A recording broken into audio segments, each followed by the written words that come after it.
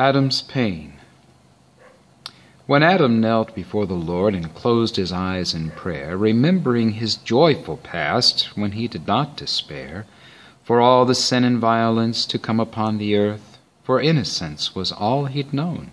until sin found its birth.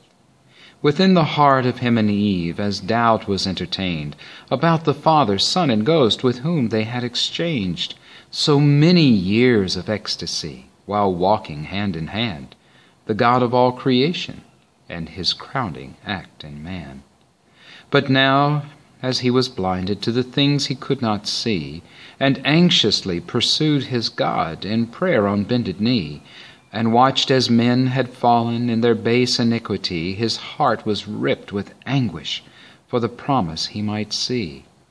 The promise of a Savior that would come upon the earth, that God had said would come to man some time of noble birth,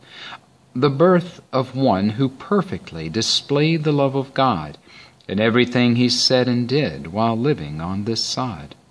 He yearned with great intensity that God would bring an end to all the cruel atrocities accompanying man's sin,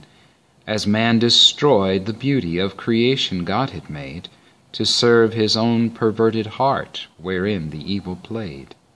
The evil that was rooted in his selfish lust and pride, that had no room for godliness or love to dwell inside,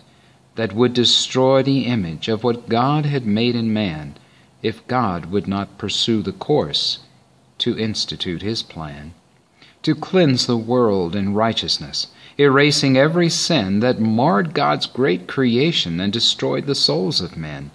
But Adam did not have the chance to see what God would bring, to cleanse the world of evil and destroying everything.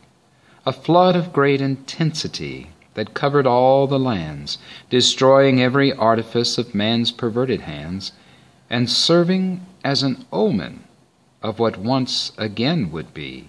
when God would have to cleanse the world of its iniquity. The time in which we're living now, for God will not be long in bringing on his judgments that will cleanse the world of wrong.